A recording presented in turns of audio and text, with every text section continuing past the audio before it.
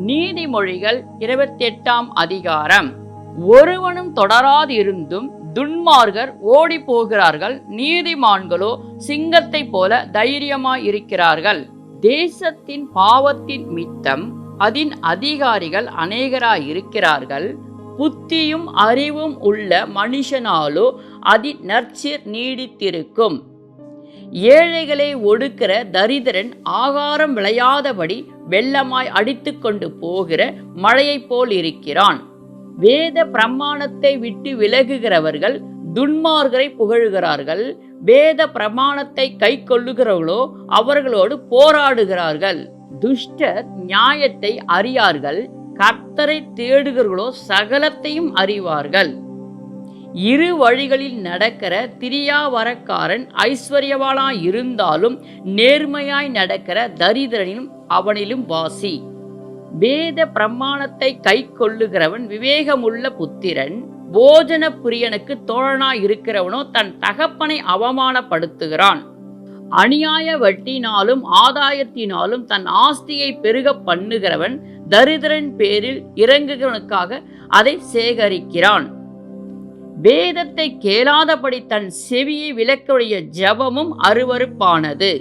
உத்தமமார்களை மோசம்படுத்தி பொல்லாத வழியிலே நடத்துகிறவன் தான் வெட்டின குழியில் தானே விழுவான். உத்தமர்களோ நன்மையை சுதந்தரிப்பார்கள். ஐஸ்வர்யவான் தன் பார்வைக்கு ஞானவான், புத்தியுள்ள தரித்திரனோ அவனை பரிசோதிக்கிறான். நீதிமான்கள் களி கூறும்போது மகா கொண்டாட்டம் உண்டாகும். துன்மார்கர் எழும்பும் போதோ மனுஷர் மறைந்து கொள்ளுகிறார்கள். தன் பாவங்களை மறைக்கிறவன் வாழ்வடைய மாட்டான், அவைகளை அறிக்கை செய்து விட்டு விடுகிறவனோ இரக்கம் பெறுவான். எப்பொழுதும் பயந்திருக்கிறவன் பாக்கியவான், தன் இருதயத்தை கடினப்படுத்துகிறவனோ தீங்கில் விழுவான்.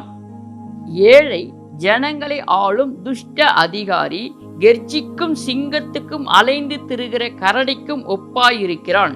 பிரபு புத்தியினாயிருந்தால் அவன் செய்யும் இடுக்கண் மிகுதி. பொருளாசை வெறுக்கிறவன் ஆயுசை பெறுவான். இரத்த பழிக்காக ஒடுக்கப்பட்டவன் குழியில் ஒளிக்க ஓடி வந்தால் அவனை ஆதரிக்க வேண்டாம். உத்தமனாய் நடக்கிறவன் ரட்சிக்கப்படுவான். மாறுபாடான இரு வழியில் நடக்கிறவனோ அவற்றில் ஒன்றிலே விடுவான். தன் நிலத்தை பயிரிடுகிறவன் ஆகாரத்தினால் திருப்தியாவான். வீணரை பின்பற்றுகிறவனோ வறுமையில் நிறைந்திருப்பான். உண்மையுள்ள மனுஷன் பரிபூர்ணமான ஆசீர்வாதங்களை பெறுவான். ஐஸ்வர்யவானாக தீவிரிக்கிறவனோ ஆக்கினைக்கு தப்பான். முகதட்சணை நல்லதல்ல, முகதட்சணை உள்ளவன் ஒரு துண்டு அப்பத்துக்காக அநியாயம் செய்வான். வன்கண்ணன் செல்வனாகிறதுக்கு பதறுகிறான், வறுமை தனக்கு வரும் என்று அறியாதிருக்கிறான்.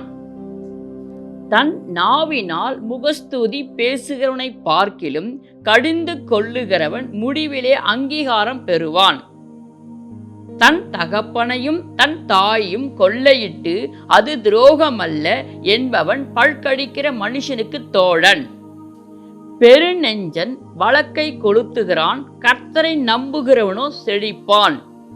தன் இருதயத்தை நம்புகிறவன் மூடன், ஞானமாய் நடக்கிறவனோ ரட்சிக்கப்படுவான். தரிதருக்கு கொடுப்பவன் தாழ்ச்சி அடையான். தன் கண்களை ஏழைகளுக்கு விலக்குகிறவனோ அநேக சாபங்கள் வரும். துன்மார்கள் எழும்பும் போது மனுஷர் மறைந்து கொள்ளுகிறார்கள், அவர்கள் அழியும் போதோ நீதிமான்கள் பெருகுகிறார்கள்.